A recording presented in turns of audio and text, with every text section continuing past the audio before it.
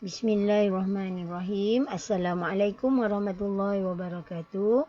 Kita sambung pembelajaran kita hari ini bagi subjek ASK tingkatan 3 untuk subtopik 2.1.3 menghasil dan menterjemah mesej menggunakan kaedah cipher bahagian 3. Okey, anak-anak boleh rujuk buku teks muka surat 39 sehingga 44.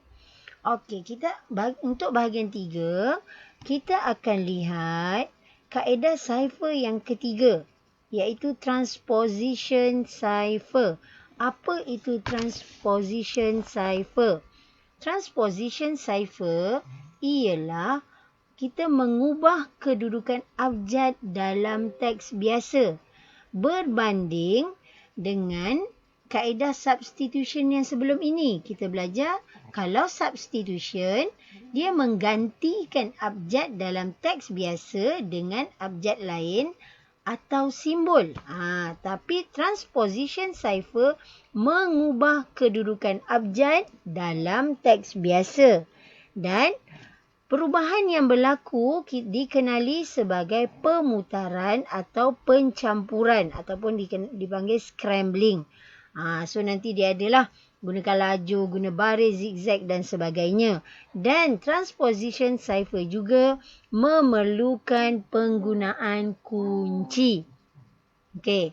Untuk hari ini kita akan lihat dua jenis transposition cipher, iaitu yang pertama columnar transposition dan yang kedua relevant cipher.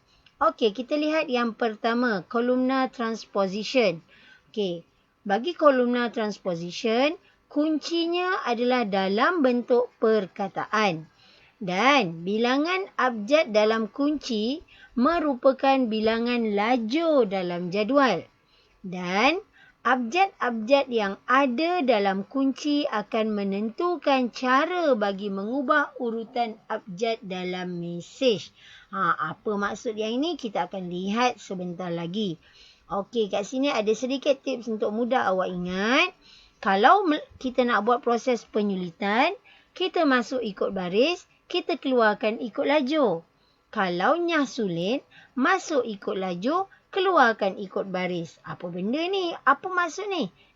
Jom kita lihat soalan, contoh soalan. Okey, sekarang ni kita ada kunci kasih dan kita perlu menukarkan teks biasa ini kepada teks cipher. Okey. Caranya ialah kita bina jadual dan tuliskan kunci. So, kita bina jadual, kita tulis kunci. Dan automatik kita tahu lajur yang akan digunakan ialah sebanyak 5 lajur. Okey. Berdasarkan bilangan abjad dalam kunci. Dan yang seterusnya, baris kedua, kita tulis susunan abjad kunci ni. Okey, maksudnya ialah untuk perkataan kasih ni, abjad yang mana kita akan jumpa dahulu dalam susunan abjad biasa, A, B, C sampai Z tu. So, sudah semestinya huruf A.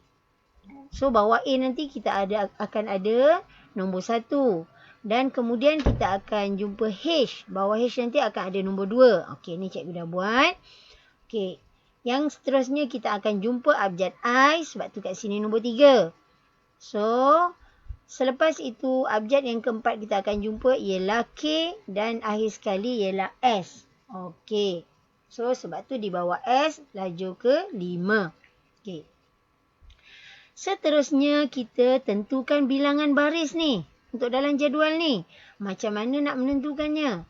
Macam mana cikgu boleh dapat 17 bahagi 5? Okey. 17 ini ialah bilangan abjad teks biasa ni. Sayangi Malaysiaku ni kita kira ada berapa banyak abjad. Okey.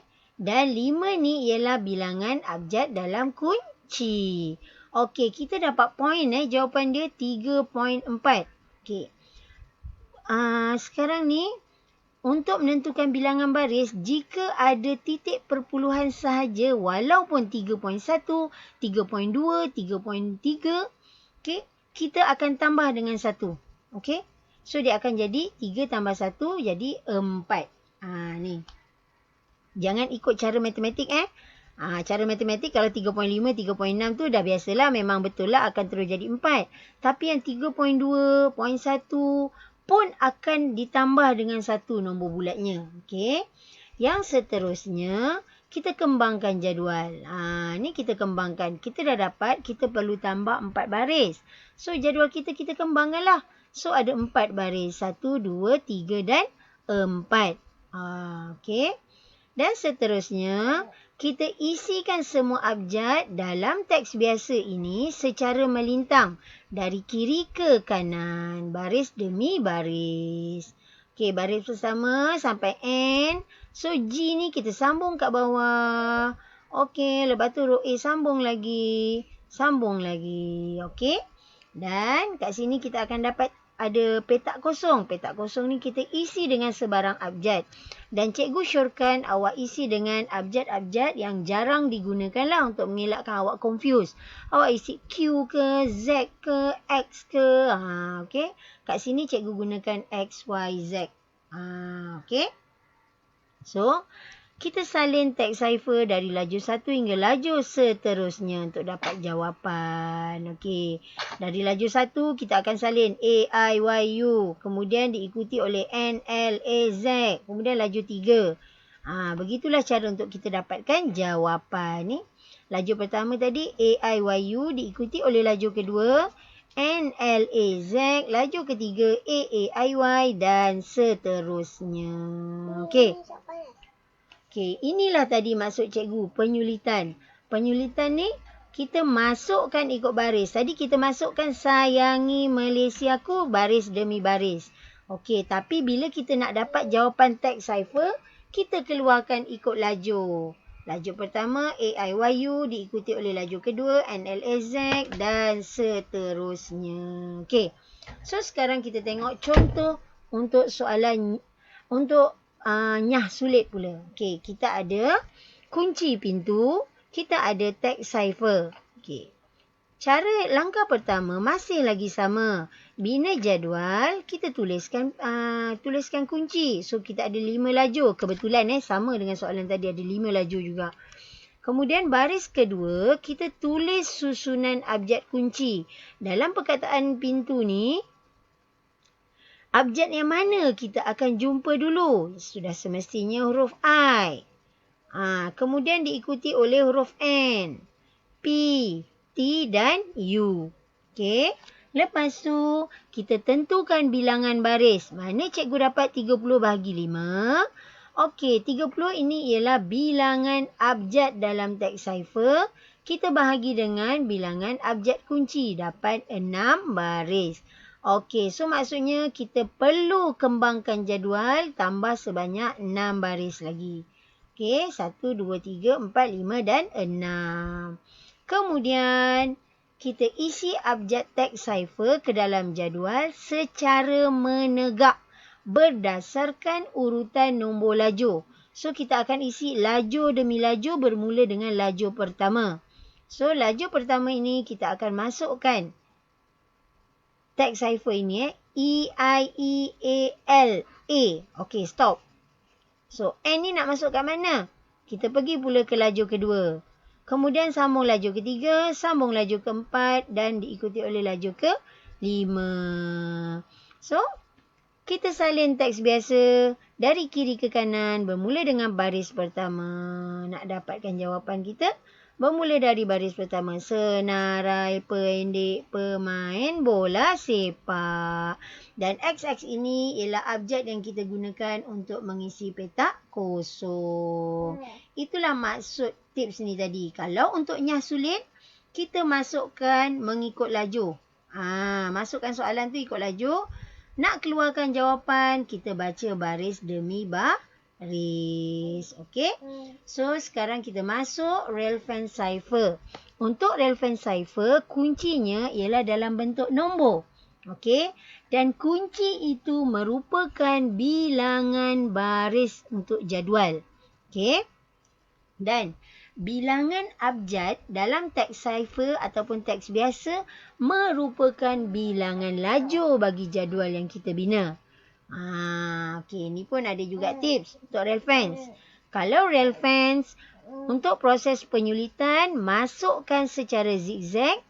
Keluarkan ikut baris. Keluarkan ni maksudnya kita nak dapatkan jawapan, kita akan baca ikut baris. Kalau nyah sulit pula, masuk ikut baris, keluarkan secara zigzag. Okey, jom kita try buat contoh soalan. Okey, kita ada kunci 3. Okey, kita punya teks biasa ialah ujian matematik hari ini. Okay, cara penyelesaiannya, kita bina jadual dengan bilangan baris ialah 3. Kenapa 3? Sebab kunci kita 3. Okey, bilangan laju kita 21. Kenapa 21? Sebab dia ialah kita kira bilangan abjad teks biasa ni. Okey, so kita bina. Kemudian, kita tandakan petak-petak zigzag untuk diisi dengan abjad. Kenapa perlu kita tanda ni? Sebab untuk mengelakkan kita confuse nanti bila kita nak letakkan abjad-abjad nanti. Okey. Seterusnya langkah ketiga. Isi petak yang telah ditanda dengan abjad dalam teks biasa secara zigzag. So kita akan isi ke bawah, naik balik, ke bawah balik, naik balik. Okey, contoh uji, sambung. Yan, ma, sambung lagi sampai habis. Okey, secara zigzag. Ujian matematik hari ini. Okey. Dan langkah keempat, tulis semula gabungan abjad-abjad secara melintang. Bermula baris pertama hingga ketiga untuk membentuk teks cipher. Nak dapatkan jawapan? Kita tulis sini pula baris demi baris. UNEIRI. Sambung pula. JAM dan seterusnya. Ni. UNEIRI. JAMTMT dan sampailah baris yang ketiga. Okey. So kat sinilah tips tadi kita gunakan. Kita masukkan soalan secara zigzag. Nak dapat jawapan, kita keluarkan baris demi baris. Kita tengok contohnya sulit. Okey. Kita diberi kunci 3 dan diberi teks cipher. Okey. Penyelesaiannya, kita bina jadual dengan bilangan baris kita 3. Sebab kunci kita 3. Kebetulan juga sama kunci tadi. Dan bilangan laju kita 16. Kenapa 16? Bilangan abjad teks cipher kita ada 16. Okey. So kita bina jadual. Kemudian kita tandakan petak-petak zigzag untuk diisi dengan abjad. Untuk elak kita confuse Dan kita isi petak yang telah ditanda dengan abjad dalam teks cipher bermula dari baris 1. Dari kiri ke kanan. Bermula dari baris 1 dari kiri ke kanan. Okey. So isilah KEGA. KEGA. Kemudian ATNAIRHN. Dan baris ketiga PBAA. So nak dapatkan jawapan, salin mesej yang telah dinyasulit mengikut corak zigzag. Jawapan dia pula kita dapatkan secara zigzag. Kita baca secara zigzag. Kapten bagi arahan. Tu jawapan dia. Kapten bagi arahan. So inilah tips yang tadi. Untuk nyah sulit pula, masukkan ikut baris. Masukkan soalan ikut baris. Baris demi baris. Kita keluarkan nak dapatkan jawapan secara zigzag. So itu sahaja untuk subtopik transposition cipher. So cikgu harap awak faham. Dan sekian sahaja. Terima kasih. Assalamualaikum.